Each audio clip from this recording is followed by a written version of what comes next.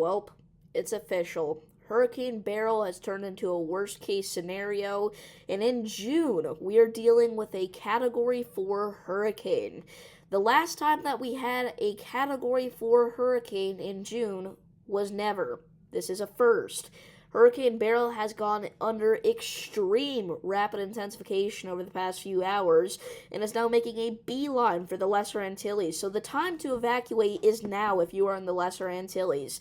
You got those hurricane warnings up. A major Category 4 hurricane is making an early landfall this season in the Antilles already. Again, we are in June. This is not normal. Not at all. This is hinting to maybe, again, a hyperactive season like a lot of people have been predicting. But in this video, we're going to be giving you all the details that you need to know about this storm, who should be worried, and what you should be worried about. Welcome to Tropic Talks, alright? So, we do have a disturbance right now in the Bay of Campeche as well that has a 50% chance to develop into a tropical cyclone in the next 48 hours.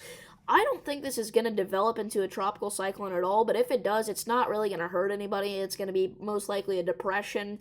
Again, it's going to kind of just stay out there in the Bay of Campeche and probably pretty quickly weaken out there. Again, it's going to be a very weak system if it develops into anything at all, but I think personally it's just going to stay as some organized showers and thunderstorms there. Now, we do have another tropical wave behind Beryl here that has a 40% chance to develop into a tropical cyclone within the next 48 hours, and a 70% chance to develop into a tropical cyclone within the next 7 days. Now, the National Hurricane Center has issued a code red for this storm. If we take a look, we can see there we go. Disturbance number 2, 70% chance of formation. This is the Eastern Tropical Atlantic AL96 here.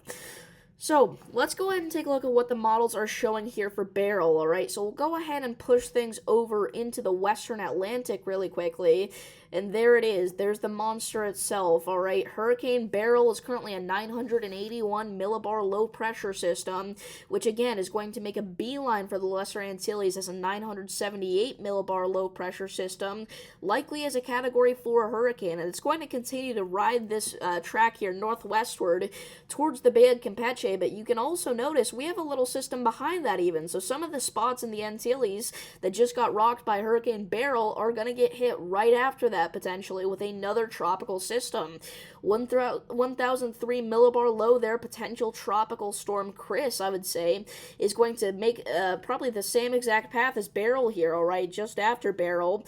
We can see Beryl right now is projected to slam into portions of northeast Mexico and southeast Texas as most likely a tropical depression or a weak tropical storm. I'd say worst case scenario at this point, it makes landfall as a Cat 1 or a Cat 2 hurricane, but again, right now we're not expecting anything like that. So all you folks that are still cleaning up out there after Alberto, you might want to get it done fast because we've got ourselves another tropical storm potentially coming into that area. So, alright, what is the cone? Alright, the cone of uncertainty right now for Tropical Storm Beryl is this. We can see that this is 11 a.m. Sunday at the time of filming here, right? This is where Hurricane Beryl's at now. We have hurricane warnings in effect for most of the Lesser Antilles here. It's going to continue to go northwestward. Again, if you're under a hurricane warning, the time to go is now. Pack a bag and get out of there, all right? We are expecting a landfall by Monday morning, all right? Tomorrow morning is what we're talking about there. This is going to continue to head northwestward, all right? 8 a.m. Wednesday, we're talking about this being near Jamaica, still as a major hurricane, potentially. And by 8 a.m. Friday, we can see it kind of heads up here towards the Bay of Campeche, alright, Mexico, Central America, that whole area there. Now, finally, these are what the models are showing for Beryl's intensity. So, this is quite a bit different than whenever we looked at it yesterday, alright? We've still got the odd models plummeting and saying that this is gonna, by 132 hours in, not be anything. But, contrast to that, we've got some models saying by that point it'll be a Category 5. Yes, we do have one little spaghetti noodle here pushing this just barely into the Category 5 range there, with wind speeds sustained at least at 140 miles per hour, right? Now, a lot of our models are generally showing that this is going to stay in the Cat 3, Cat 4 region, high-end Cat 3, low-end Cat 4, but we do have quite a few actually pushing this to a high-end Category 4, which I think is probably what's going to happen there, considering the rapid intensification that this hurricane has gone under. And then it's saying by, hey, 100 hours out, most of the models are kind of putting this in the Category 2 range. We still got some pushing it all the way to a Cat 3 and even a low Cat 4 there, but then we've also got, once again, some that are saying maybe a little bit lower, Category 1 tropical storm.